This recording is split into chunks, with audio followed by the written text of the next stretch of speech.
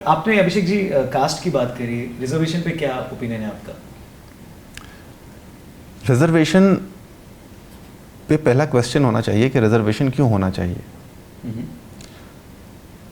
जहाँ तक मेरी समझ कहती है, रिजर्वेशन इसलिए होता है क्योंकि आपने कुछ पर्टिकुलर सेगमेंट ऑफ कास्ट को कहा है या ऐसा देखा है या ऐसा समझा है उनको कि भाई इनको थोड़े उत्थान की ज़रूरत है।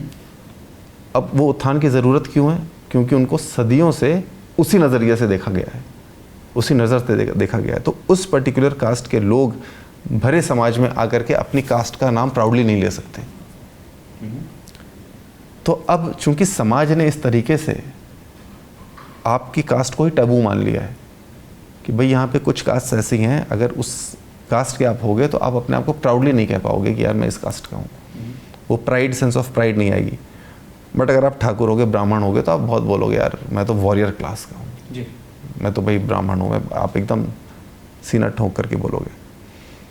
तो उन लोगों को भी ये प्राइड मिल जाए, ये सेंस ऑफ प्राइड मिल जाए, तो वो कैसे मिलेगी? वो तभी मिल सकती है जब उस समाज के लोग मेन स्ट्रीम में आ जाएं और जो टॉप की पोजीशंस हैं समाज की, सरकार की, वहाँ पर रहें और कुछ वर्षों तक रहें, ताकि उनका मनोबल बढ़े और उनके अंदर वो सेंस ऑफ प्राइड डेवलप हो जाए, या उनके अंदर कम से कम वो भेदभाव ना रहे।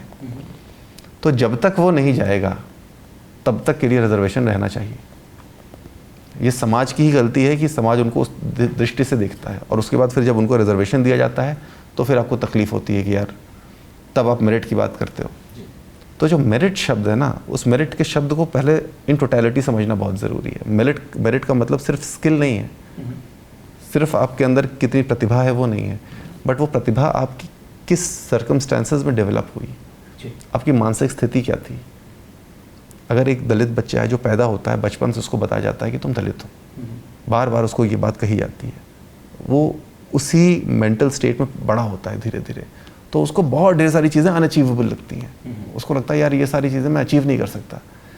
जब एक बड़ी हाई कास्ट का लड़का होता है, जिसको सवर्ण हम कहते हैं, वो जब बड़ा होता है उसको शुरू से बताया जाता है बेटा तुम तो रूल करने के लिए पैदा हुए हो। तो उसको सब कुछ उसको लिए लगता है कि उसको दुनिया उसके लिए खुली हुई है। तो जिसके लिए दुनिया खुली हुई है और जिसके लिए दुनिया बंद है, आप उसको उठा करके दोगे नहीं, तो ये आपको उठा करके देना पड़ेगा। जब तक आप ये सोच नहीं ख़त्म करोगे तब तक रिजर्वेशन नहीं ख़त्म होना चाहिए। जिस दिन ये सोच ख़त्म हो जाए उस दिन आप रिजर्वेशन पूरा ख़त्म कर दो उस दिन। और मैं इस चीज़ का पक्षधर हूँ कि सरकार को एक्टिवली इंटरकास्ट मैरिज पे पैसे देने चाहिए। उसको रिवॉर्ड करना चाहिए। जो भी व्यक्ति इंटरकास्ट मैरिज करे उसके लिए स्पेशल एक रिवॉर्ड होना चाहिए कि भाई आपने इंटरकास्ट मैरिज की है, आप समाज को आगे लेकर के जा रहे हो। हमारे कास्ट आज तक जो चल रही है उसका सबसे बड़ा रीज़न है मैरिज, सबसे बड़ा रीज़न है शादी। सिर्फ एक शादी ऐसा इंस्टीट्यूशन है और एक ऐसा एक्ट है जिसकी वजह से कास्ट सिस्टम आज तक चल रहा है। लोग ब्लेम करते हैं पढ़ाई लिखाई पर, लोग ब्लेम करते हैं पॉलिटिक्स के ऊपर, लोग ब्लेम करते हैं कि हमारे रिलीजियस गुरुज़ के ऊपर। ऐसा कुछ भी नहीं है। आज शादी में जब भी आप जाते हो तो लोग जब भी शादी करते हो तो सबसे पहली चीज़ जो लोग पूछते हैं वो ये पूछते हैं कि भाई अच्छा चलो बताओ लड़की की कास्ट क्या है। सारे हम सभी लोगों के घरों में हमारे कई भाई बहनों ने इंटरकास्ट मैरिज की। मैंने इतना पीछे पड़ करके अपने मम्मी पापा के, अपने घर वालों के, मतलब मेरे चाचा लोग, सब लोग इतना पीछे पड़ करके तब जाके मैंने सपोर्ट करके कराया, वरना उनको लगता था ये क्या घोर पाप करने जा रहे हो। मैंने कहा किस दुनिया में जी रहे हो, किस ज़माने में जी रहे हो भाई। कास्ट होती क्या है? अगर आप अमेरिका में पैदा हुए तो क्या आपकी कास्ट होती भाई? आप एक अमेरिकन सिटीजन होते और आप क्रिश्चियन होते तो कास्ट क्या होती? तो मैं यहाँ पे पैदा हो गया हिंदुस्तान में आप लोगों के घर में, तो आप मुझे डिप्राइव करोगे क्या? तो मेरा कोई बदकिस्मती है क्या? वो बदकिस्मती तो कितने लोग झेल रहे हैं आप सोचो हिंदुस्तान में। वो सोच चेंज करनी पड़ेगी, बहुत ज़रूरी। रिजर्वेशन के ऊपर तो बातें हम जो बातें करते हैं वो मुद्दे से ही भटकी हुई बातें करते हैं।